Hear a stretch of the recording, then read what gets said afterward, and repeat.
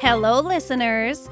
Welcome to Stars of the Golden Age, a show that highlights the lives of legends from film, music, and the birth of television during Hollywood's golden age and the few years surrounding it. I am your host, Erin Carlson. I recently asked my husband who his favorite actor from the 30s, 40s, or 50s is, knowing well he doesn't know any. But he surprised me by actually having someone to suggest. This one's for you, Mr. C. Today, we will be discussing the King of Cool, Steve McQueen. I just want to say right at the top here that I'm going to put most of my focus on Steve's early life, as I like to do, and skip pretty quickly over his career. His childhood was filled with so many important details that I felt it was really important to focus on the circumstances of his youth. And you'll see why pretty soon. And since information about his career and his love of racing is pretty easily accessible, I'm going to focus on his life mostly before he shot to superstardom. Otherwise, this episode would be 2 hours long. It's already going to be pretty long. Okay, buckle up. We're going to start off pretty rough here. Terrence Stephen McQueen was born on March 24, 1930, in Beech Grove, Indiana. His mother was Julianne Crawford, a teenager with a severe drinking problem, and his father was Terrence William McQueen, who was a stunt pilot for a flying circus. Little Steve McQueen was the result of a one-night stand between Terrence and Julianne. Terrence did stick around for a little while, but disappeared for good when little Steve was only about 6 months old. Julianne wasn't too interested in parenthood either, so she turned to her parents, Victor and Lillian, for help. They took her and Steve in, but then Julianne disappeared. Steve had been abandoned by both of his parents before he could even walk. This abandonment and trauma would come back to haunt him and those who tried to love him for the rest of his life. Now little Steve was left to his grandparents to care for, but when they sustained financial trouble, they were forced to move in with Grandma Lillian's brother Claude, baby in tow. Uncle Claude had a sprawling cattle and corn farm in Missouri, and he was doing pretty well. Remember, this is the Great Depression. But he was not pumped about having his sister and her husband and abandoned grandchild moping around his house. But he did feel sorry for Steve, so that's why he took them in. Claude actually came to embrace this opportunity. He felt that his sister and brother-in-law were to blame for their own financial situation. Again, Great Depression. But little Steve was so small that he could mold him into a responsible, stand-up guy. Someone who believed in hard work, unlike his brother-in-law, he thought. So he decided he would take over the responsibility of raising Steve. I'm not sure how qualified Uncle Claude was at raising a child, though. He was a known womanizer, and there were even whispers around town that he had murdered a man in a dispute over a woman. Claude was wealthy for his time and place, he was a devout Catholic, and he kept tight political ties. All of these things may have helped save him from prosecution from that incident. So, in short, Claude was able to financially support a child, but not very well equipped to emotionally raise a child. As young as 3 years old, Claude would force Steve out of bed before dawn every single day to do farm chores. Hard farm chores, milking cows, cutting firewood, and tending to the fields. He was 3 years old. Uncle Claude was extremely strict, and he expected hard work and perfection from Steve. And he wasn't afraid to punish him for his mistakes. But for a little boy who had been abandoned by the people who were supposed to always protect and care for him, a boy who never received any love, he felt safe and protected in this strict environment. He had never known love. He didn't know what love felt like. To him, this was love. Uncle Claude needed him. He provided him food and shelter. He was teaching him how to do different tasks and how to work hard. To Steve, this was love. Even through the punishments, that was love. It's really, really sad, but it gets way sadder. When it was time to start school, Steve had to walk to school every day. It was 4 miles away from the farm. So he would be up at 4 a.m. to do his farm chores, and then he would have to walk 4 miles to school, spend the day learning at school, and then walk 4 miles home to probably do some more chores. Claude wasn't a complete jerk, though. He did buy Steve a shiny new red tricycle, and he gave him money to see a movie almost every weekend. Just think about that for a second. The little boy who was chopping firewood and milking cows every morning spent his free time on a tricycle. That's how small he was. It's a really harsh visual. Steve was a badass on that tricycle, though. He would challenge neighboring boys to tricycle races, and they would bet gumdrops. Steve always won, and he made bank on those gumdrops. And Steve loved those weekend trips to the movie theater. His favorite movies to see were the westerns. He loved the heroes, and he loved the guns. I feel like I say this in almost every single episode, but the movies were an escape for Steve. A place for his mind to enter into a dreamland apart from his own harsh life. And it instilled in him at a very, very young age a love of films and a love of guns. Back to Steve's schooling. Okay, as a teacher myself, this part kind of pisses me off. But I have to remind myself it was the 1930s, and we've come a long way in our knowledge of brain development, the fact that different children learn in different ways, and the effects of early childhood experiences, especially trauma and the lack of loving and nurturing. Since Steve had a difficult time paying attention to the teacher-directed lessons in the classroom, and as a result did poorly on tests and assignments, he was labeled as a, quote, slow learner. Aside from the circumstances of his early life, Steve was also mostly deaf in his right ear and was later in life determined to be possibly dyslexic. Many children, especially boys, are hands-on learners. Many have an engineering mind that learn best by doing, not by reading about doing in a book. My husband is like this. He was the kind of little boy that would take VCRs apart. Yes, we are VCR years old. Just to put them back together again. That was fun for him. He can and always has been able to diagnose and fix anything. He is very, very smart. But if you give him a book to read, his mind has a really difficult time staying focused on its words. His mind, like so many others, just learns in a much different way. But that style of learning wasn't really embraced in Steve McQueen's time. Not really in my time either, but we are getting much better. Steve was also a dreamer. He would get lost in daydreams at school, and he would get lost in daydreams at the farm. When Uncle Claude would ask him what he was so lost and thought about, he would always reply that he wondered where his mother was.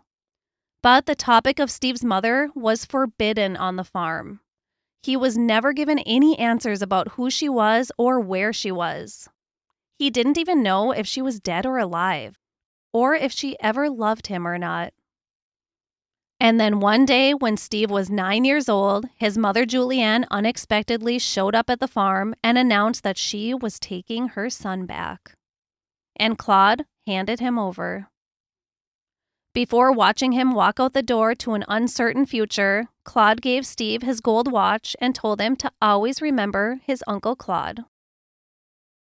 Julianne had been married multiple times in those last 9 years. She brought Steve back to Los Angeles, where she and her latest husband, Barry, were living. But guess what? Barry didn't like having a child around. He resented Steve's presence in their lives, and before too long, he began beating him. It was so bad in the home that Steve spent more time away from the home than inside of it. He slept wherever he could, much of the time resorting to sleeping in alleyways. He thought sleeping in a potentially dangerous dark alley was safer than being in his home with his abusive stepfather. And remember, he's a child. He's 9 or 10. Of course, this lifestyle is not good for a child. Not surprisingly, living on the streets led to Steve joining a neighborhood gang and getting into some trouble. Julianne still cared a little bit about her son's well-being, I guess, because after a couple years, she called her Uncle Claude and pleaded with him to take Steve back. And he was more than happy to. But in those few years that Steve had been away, Uncle Claude had gotten married. I think for the first time. He was almost 70 years old, and his new bride was his 33-year-old housekeeper, Ava May. And here's where it gets really weird. When Steve arrived back on the farm in Missouri, Uncle Claude's new wife forced Steve to strip down completely naked, and she washed him from head to toe. A young teenage boy. Not cool, Ava May. I'm sorry, this story is so far reading like a wild work of fiction that is just a little too outrageous to actually be believable. But here we go with the next part. Then the circus came to town. I feel like that sentence never leads to awesome things. Well, Steve McQueen befriended some circus workers one night, and they couldn't stop singing the praises of life as a carny. He was in. Steve didn't even return to the farm. With nothing but the clothes on his back and his uncle's gold watch, he joined the circus. Well, it turned out life in the traveling circus isn't the glamorous lifestyle Steve McQueen thought it was. He didn't last very long in the circus, but he knew he couldn't return to the farm. So he lived on the streets again, hitchhiking and hopping trains to wherever he could go. As fate would have it, where he ended up was Los Angeles. And of course, he knew someone who lived in LA, his mother, and her abusive husband, Barry. The two people who set this whole shit show of homelessness and instability into motion. Julianne and Barry hadn't magically transformed into loving and nurturing parents in Steve's absence. It was still an extremely toxic environment for him to be in. So he returned to his old street gang. But they were untrusting of him because of his mysterious absence from the streets. So in order to prove his commitment, Steve McQueen decided to become the baddest of all badasses on the streets of LA. In the process of becoming the baddest of all badasses on the streets of LA, Steve landed himself in front of a judge twice. After his second offense, he could either go to reform school or he would be going to prison for a long time. 14-year-old Steve McQueen was committed to the California Junior Boys Republic Reform Institution on February 6, 1945, for a sentence of 14 months. The grounds also housed a men's and women's state prison. The Boys Republic still exists today. Steve McQueen escaped twice from the institution, but he was caught and returned both times. His punishment was the paddle. But his punishment from the other boys was far worse. You see, each time he escaped, privileges were taken away from everyone, and they didn't appreciate that. So Steve was beaten up multiple times by the other boys. There was one person at Boys Republic that was on Steve McQueen's side. A counselor at the school, a man named Bill Pantier. Bill had a more progressive approach to the reform of children and young men. Instead of harsh punishments like beatings and hard labor, he believed in the power of mental and emotional support and counseling. He saw potential in Steve, and he devoted a lot of time to helping him.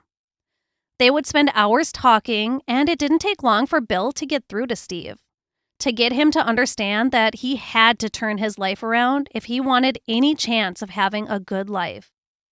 Bill talked to him as an equal, not as a superior. He was honest, real, compassionate, and patient. And it worked. Steve did a complete 180 at the reform school. He went from being the most troubled boy there to a model student.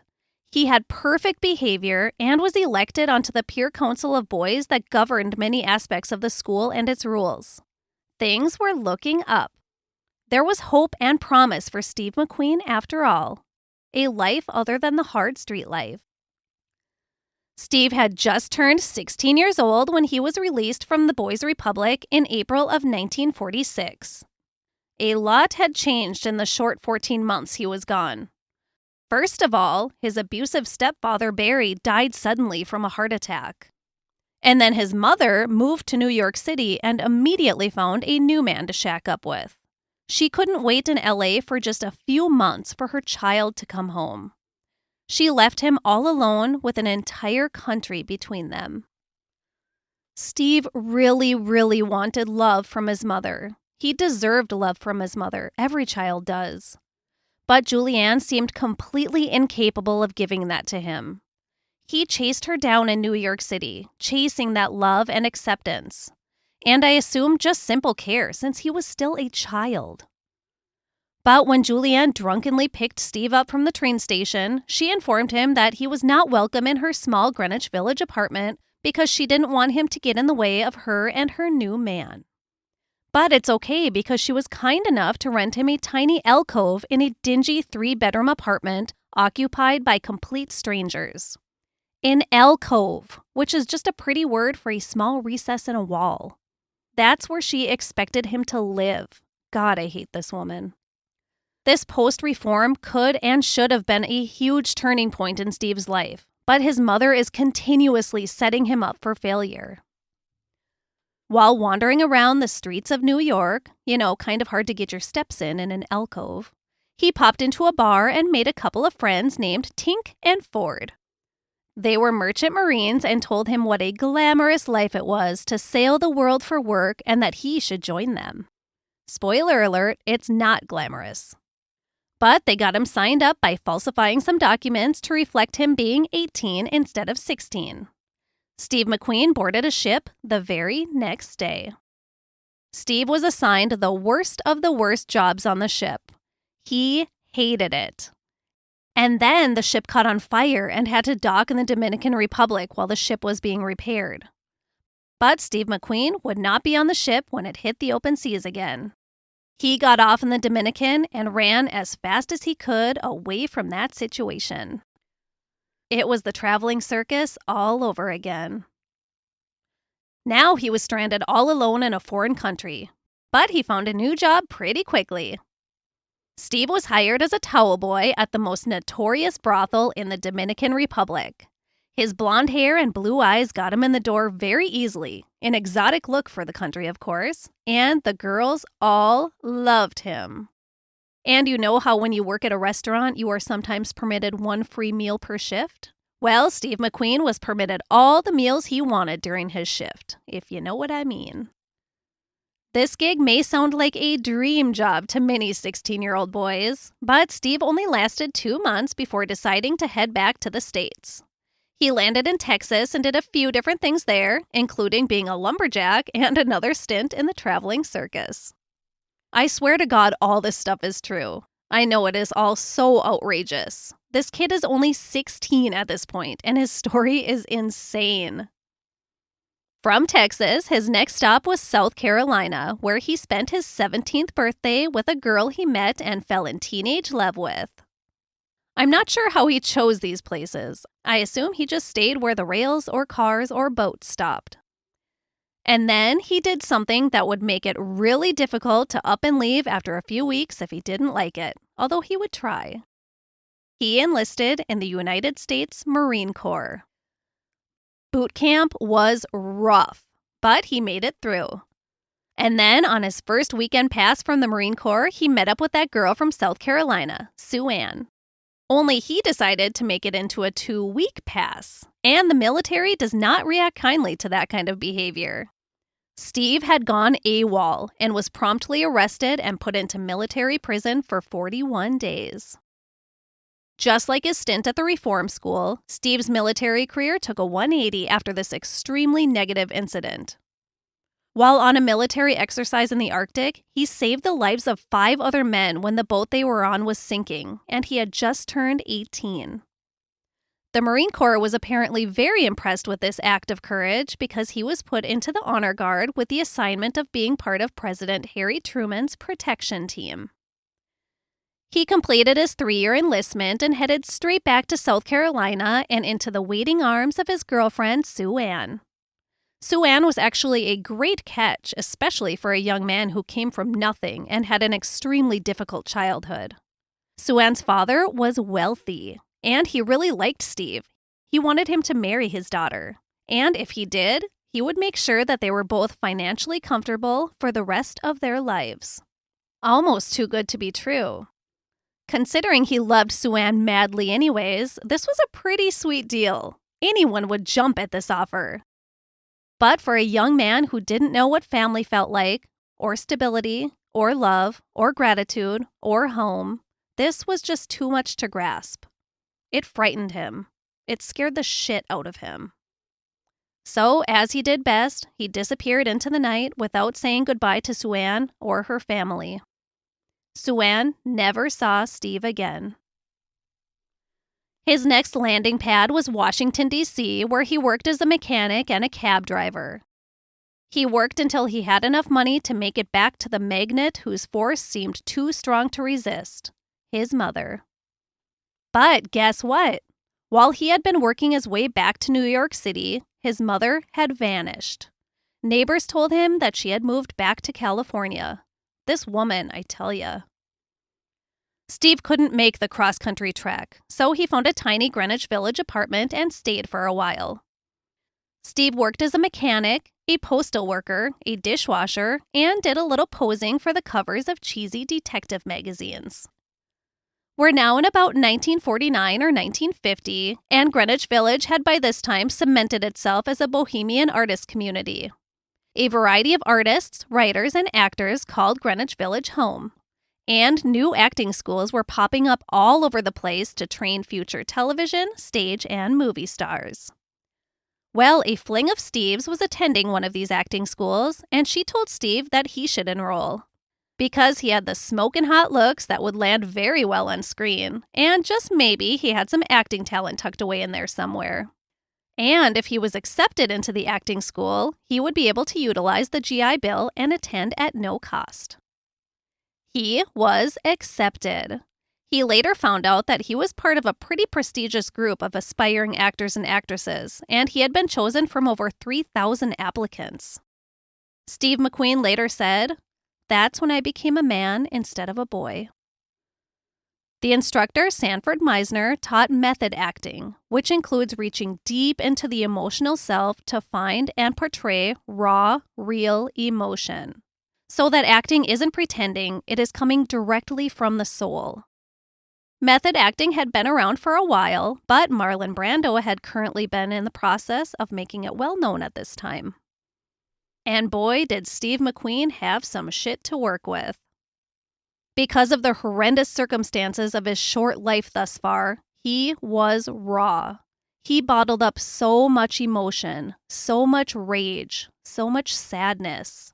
And here in front of him was a way he could use this for good and maybe even make some money doing it. In the summer of 1952, Steve McQueen had his first acting gig in a small stage company. It was a small role and only had 4 performances, but it was a step in the right direction. Meisner saw something unique in Steve, and he helped him get into the even more prestigious Herbert Berghoff studio. Well, I guess Berghoff saw something special in Steve too, because not only was he accepted, but he was offered a full scholarship and room and board. This was huge. Like many other actors of the 1950s, Steve performed summer stock during the summer of 1953. Summer stock was stage performances that traveled to outlying areas that generally didn't have the opportunity to see theater productions. And by now, Steve was a leading man on the stage. From summer stock, he joined productions that did national tours throughout the year. He did this for the next couple of years, and then he wanted to further his training and better his skills. This time, he reached for the creme de la creme, Lee Strasberg's Actors Studio. Only 1 out of 200 applicants were accepted, and Steve McQueen became one of them. It seems Steve McQueen had finally found his place in life. And then he met another woman. He'd had countless women. Honestly, that is part of the reason he got into acting. The huge sea of beautiful, talented young women. He said of this time, quote, "They were good-looking and talented, with great bodies and heavy hormones.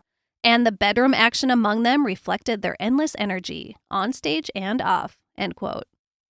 But in 1956, Steve met an actress that he thought he maybe wanted to stick around for a while. Her name was Neile Adams, and it was love at first sight. They connected on a deep emotional level. Neile had a pretty rough early life too, so they could really connect on those shared experiences. They were instantly inseparable. The only thing she didn't like about him was the cloud of pot smoke that followed him everywhere he went. Steve was now appearing in some small television parts and had a small film role under his belt. He was becoming known for his tough exterior and the intense sense of darkness about him. But he was still waiting for his big break, along with thousands of other hopeful actors. Shortly after they began dating, Neile was offered a film part and left for Hollywood. Steve stayed behind in New York, but the absence of his brand new love was too much to handle. He didn't have any money, so he pawned off the one thing of value that he owned so he could purchase an airline ticket to LA, his uncle's gold watch. I feel like this is a really symbolic moment in Steve McQueen's life, letting go of his past and welcoming in his future. And then, in true Steve McQueen vagabond style, as he was heading to the airport to fly to LA, his stoner friend asked him if he wanted to go on a trip to Cuba instead. So he thought, sure, why not? Well, Neile was obviously pissed, and then she was even more pissed when she received a telegram from Steve asking her to wire him some money to fly home from Cuba because he was broke. Oh, I bet she was mad. Neile decided Steve could find his own way out of this mess. It's not like he hadn't done it before. But what she didn't know is that he and his friend had been arrested in Havana under suspicion of being spies and were being threatened with death by the firing squad. My God, this guy's life. Well, the guys somehow weaseled their way out of that situation and somehow got their hands on enough money to fly back to New York. Quite the little vacation they had. Steve finally did make it to LA, and as soon as he got there, he asked Neile to marry him. They got married on November 2nd, 1956. Neile was doing pretty well in Hollywood, so she let Steve buy a brand new car for them to celebrate their marriage. He picked out a brand new 1956 Corvette, and then he took off in the Vette and headed back to New York. He didn't like Hollywood. Neile seemed okay with this and arranged to fly Steve out to LA every weekend. That just sounds like a huge headache. Well, with Steve's freedom in New York, he began cheating on Neile almost immediately after they got married. She seemed semi-accepting of this at first. He really had zero knowledge of what monogamy or a secure, devoted relationship looked like. And Neile accepted that, reluctantly. She didn't like it, but she said she was raised to separate love and marriage from sex. She would eventually grow out of this mindset. Meanwhile, Neile was pestering her manager to find work in Hollywood for Steve. He didn't like Steve at all, but when he saw some of his TV work, he liked what he saw on the screen way more than what he saw off-screen. In early 1957, 27-year-old Steve McQueen was cast in a major role on 2 episodes of Studio One, a highly popular show filmed in New York. This made a lot of people take notice of Steve McQueen. And this would be the launching point of Steve McQueen's career. I'm now going to slow down a little bit on the details. I feel like we all need to take a few deep breaths after all that information I just shared. All of that intense information I just spewed at you came from an incredibly detailed book by Marc Eliot titled Steve McQueen. Now, with Steve set off into his career, I'm going to shift my focus mostly to information I received from a book authored by Neile McQueen herself, titled My Husband, My Friend. Steve and Neile had a very intense and very complicated marriage, so I wanted to get my information directly from her. After his success on Studio One, Steve appeared on a few other television shows. Meanwhile, Neile's success was skyrocketing, and Steve kind of resented this.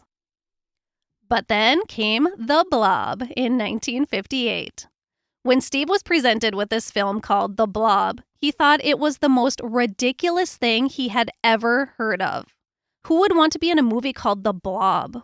Well, he needed something, and he definitely needed the money, so he did The Blob. And it became his first starring role. And The Blob obviously became a critical and cult classic.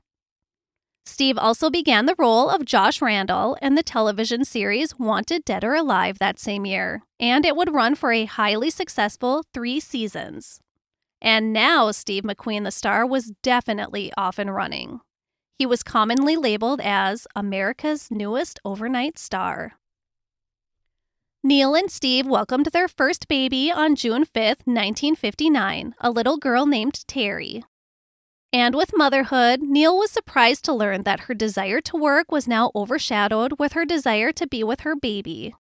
Being a present mother was now her top priority, so she turned down every role that was offered to her. Steve, however, was on fire. 1960's The Magnificent Seven was his first A film in which he was a top-billed actor, and people loved him.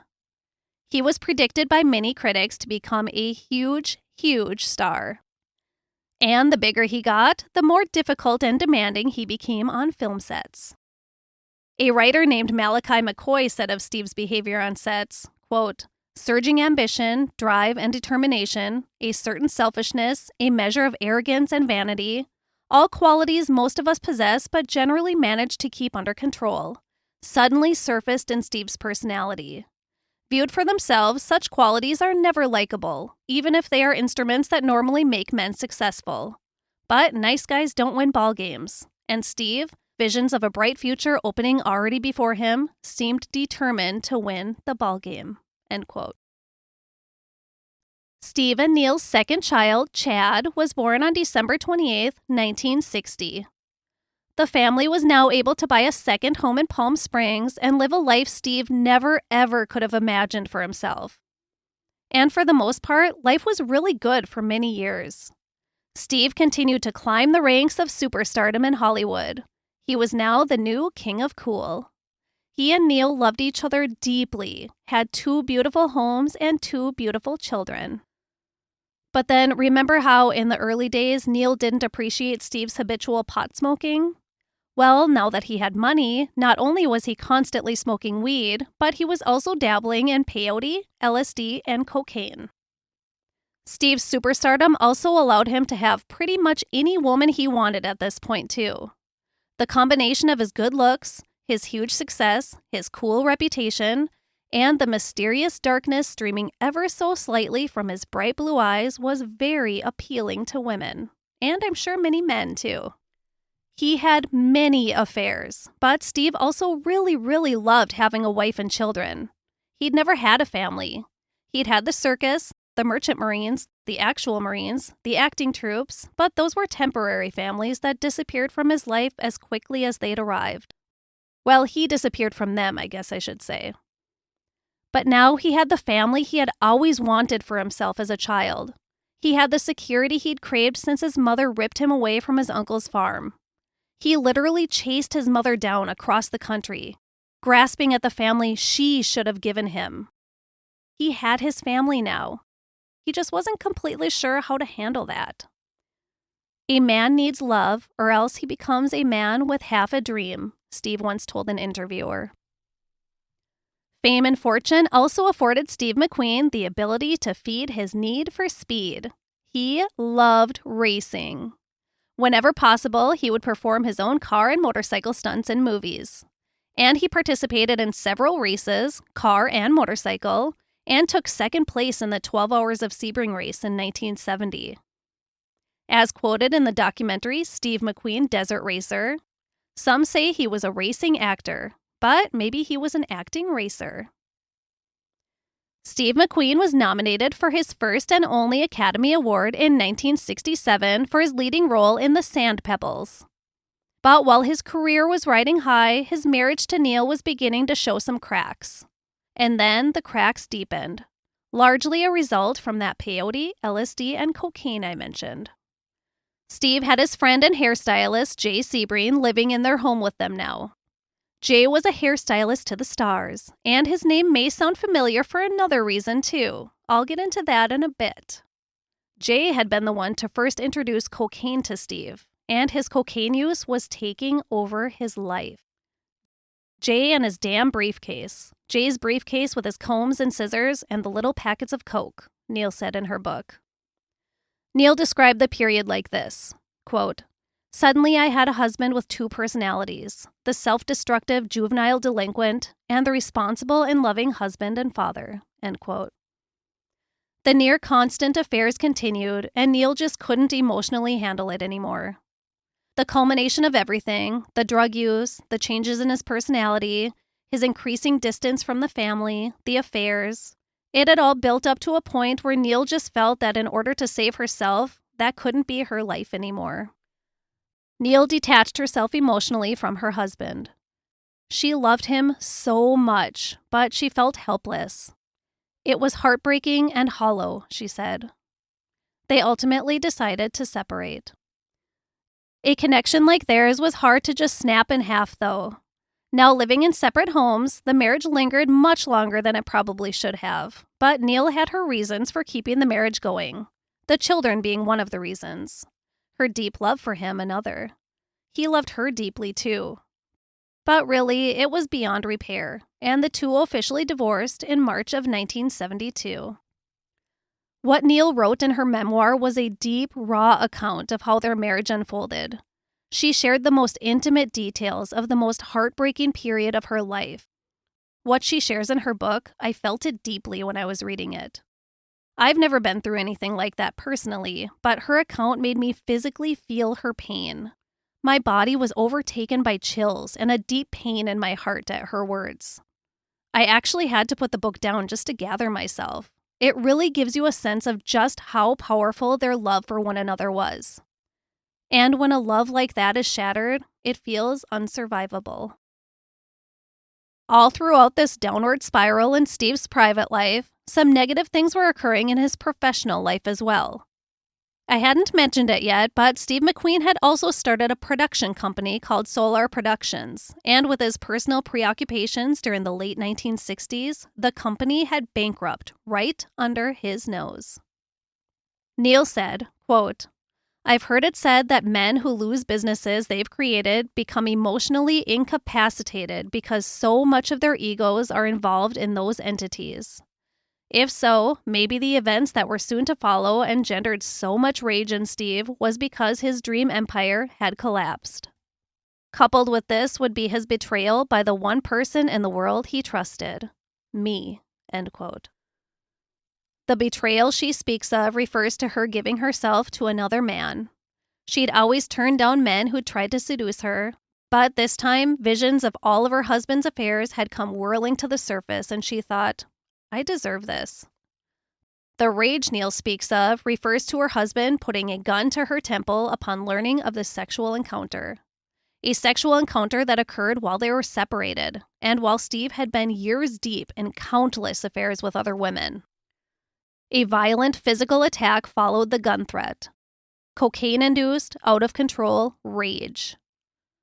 It's really, really difficult to come back from that kind of anger and toxicity.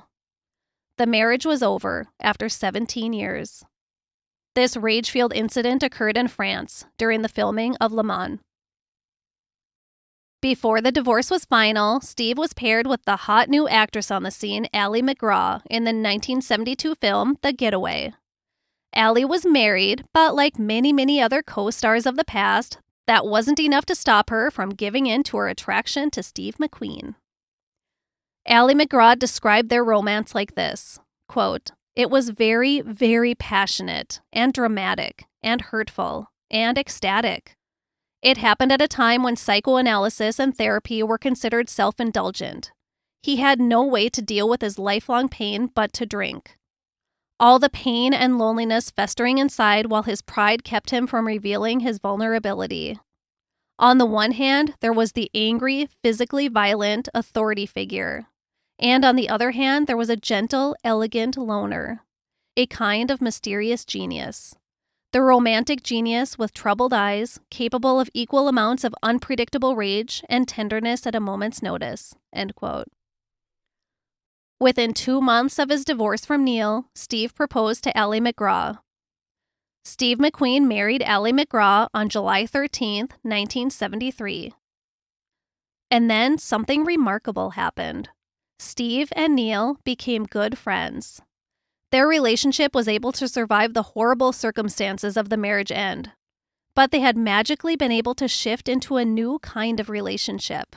They were friends. And Neile really liked Ali. She hoped she would fare better than she had in her marriage to Steve. But Steve didn't want Allie to work anymore. She had been flying high on the success of Love Story when they had begun their relationship. And once they were married, he immediately wanted her to stay home. Really, it's speculated that he just didn't want her hogging the spotlight. He needed that light on him. He was addicted to it. He got the big spotlight one last time in 1974 with the hit The Towering Inferno. He wanted at least one last splash that would keep his name hot and his pocketbook fat. He was part of a star-studded cast, including his career-long competitor, Paul Newman, plus William Holden, Faye Dunaway, Fred Astaire, Jennifer Jones, Richard Chamberlain, O.J. Simpson, and Robert Wagner. What a cast! In 1975, Steve declared that he would be taking a much-deserved hiatus from working. You might think that he spent that time on a motorcycle, a race car, some kind of adventure. But no. According to his now trusted friend Neile, he quickly fell into a daily routine of smoking pot and drinking beer in front of the TV all day, every day. He apparently liked game shows and soap operas. He became lazy, and his body showed it. His appearance was unkempt, his hair grew long, he had a beard, he gained a ton of weight, and he had rage. The honeymoon was over between him and Allie. Actually, the marriage was over. Things had never been really good. Steve was controlling and always drunk or high, and then he became increasingly emotionally abusive and sometimes physically violent. Allie wanted to do movies, but Steve didn't want her to. He threatened divorce whenever she said she wanted to do a film, and he was incredibly jealous. Steve had nothing to be jealous about with Allie, but he was sleeping with all kinds of women. One of these women was a 28-year-old model named Barbara Minty. Steve and Allie were officially divorced in early 1978 after 5 years of marriage, and Steve married Barbara Minty a little under 2 years later on January 16, 1980. Mostly out of spite. I'll get to that. By the time Steve married Barbara, he was far fallen from the Hollywood pedestal he had once stood upon. And he was also dying. 3 days before Christmas of 1979, Steve McQueen discovered he had inoperable lung cancer, mesothelioma. That spiteful marriage to Barbara Minty?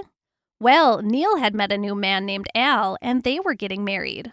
Their wedding day was to be Saturday, January 19th, 1980. So a very sick Steve called Neile on Tuesday, January 15th, 4 days before her wedding, and said he was going to marry Barbara the next day.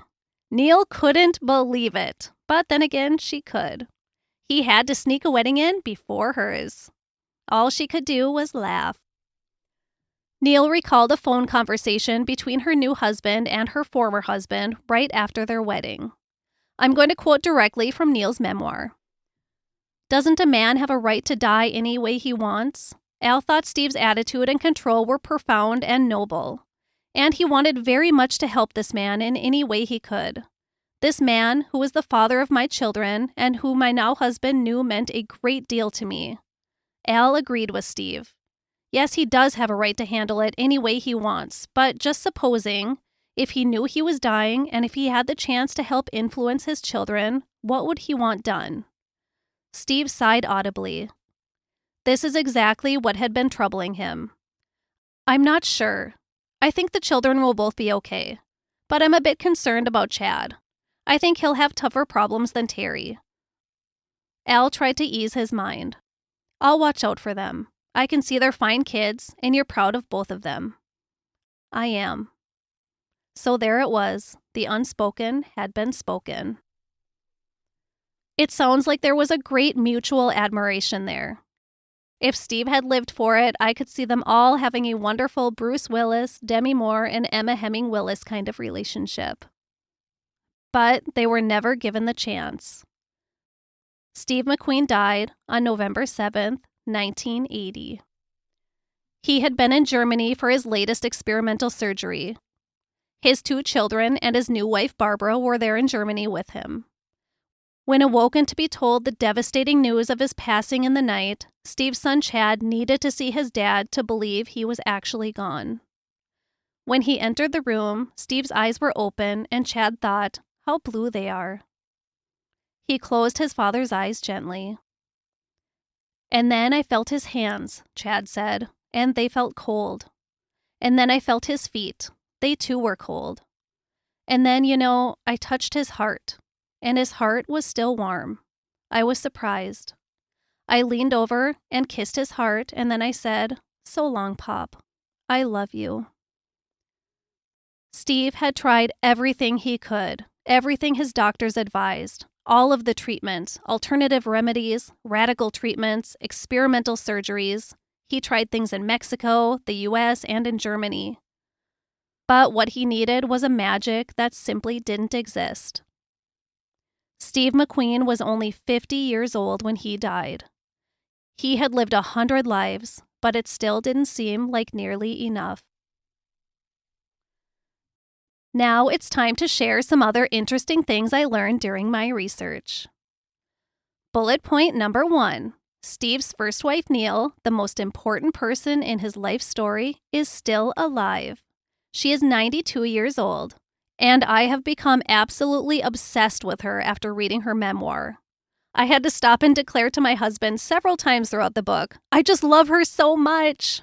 Read it. I challenge you to that. You won't regret it. She is amazing. Bullet point number 2. Both of Steve McQueen's children died young too. Steve and Neile's firstborn child, daughter Terry, died at only 38 years old from respiratory failure. Son Chad died just a few months ago on September 11th, 2024, at the age of 63. His cause of death was listed as organ failure. So Neile has outlived both of her children and both of her husbands. Bullet point number 3. As I'm sure you gathered from the story of Steve McQueen's childhood, he didn't have a formal school education after the 9th grade. Referring to his years of living on the streets, he said, quote, "I left home at the age of 15 because there really was no home. I have had no education. I came from a world of brute force," end quote. Bullet point number 4. Steve McQueen was a patent holder.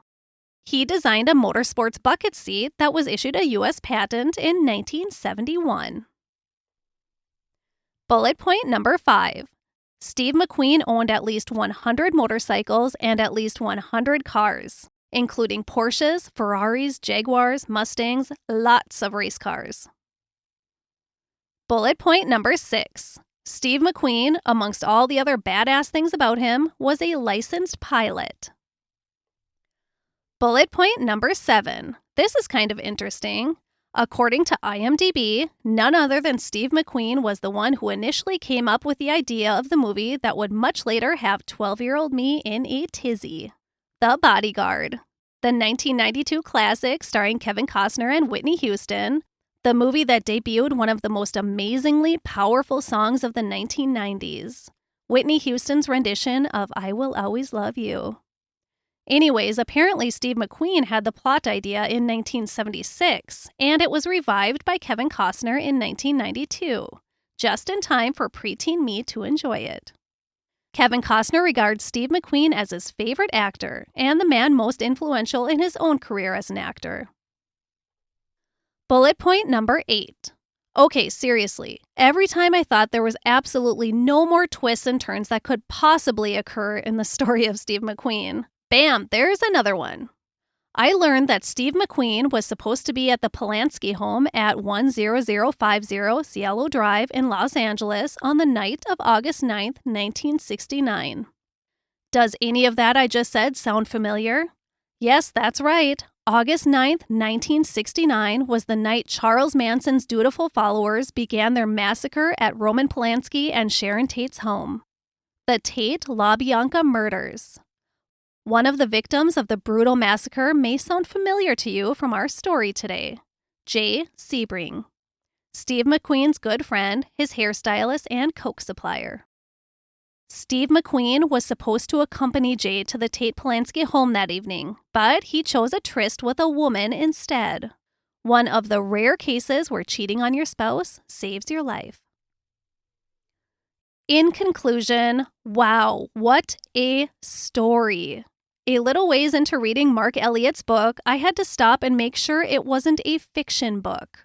The story of Steve McQueen's childhood is too unbelievable to fathom. If it was a movie, critics would complain that the storyline was way too over the top. But that was his life. It's just astounding what he went through as a child. He was wronged by so many people as a child. His mother, his father, his stepfather, his Uncle Claude's creepy wife who undressed him and washed him as a teenager. All of the people who were supposed to protect him, guide him, and support him. They all betrayed him. And when someone did finally step up and give him some stability in his young life, Uncle Claude, his horrible mother ripped him away and threw him out to the wolves. She didn't want him, but she didn't want anyone else to have him either. It's as if she wanted him to be just as much a failure as she was. She wanted to ensure that he wouldn't thrive. Well, boy, did he prove her wrong. He gave himself a life he never could have imagined for himself when he was a child sleeping in a dark, dangerous alley. He took the emotional damage that his mother created inside of him, and he used it to become a great method actor. His hurt and rage fueled his art. So I guess she did inadvertently do something good for him. But we're not going to give her any credit for that. Steve McQueen didn't know how to love in a healthy way. How could he? He never received it and he was never shown it. But he did his best. His first wife, Neile, loved him fiercely, even after their divorce. I'm so happy he had someone like her to show him real love, because everyone deserves love. Thank you, Steve McQueen, for showing us that if we have the fight in us, we can dig ourselves out of the deepest, darkest pit and place ourselves at the highest, brightest peak of the mountain. And thank you all for listening. Thank you to my husband Dan for that recommendation. I had no idea what I was in for. Steve McQueen's story was so intense and affected me so much emotionally that I had to take a few days off before I began researching my next subject. What a story. If you want to check out some of the bonus content available, you can head on over to patreon.com/Stars of the Golden Age podcast to see the levels of support and bonus content available.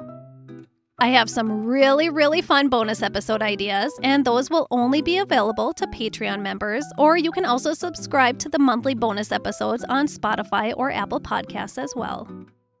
Please follow the show on Facebook, Instagram, or TikTok, and I would love, love, love it if you could give the show a 5-star rating and a positive review where you listen to your podcasts.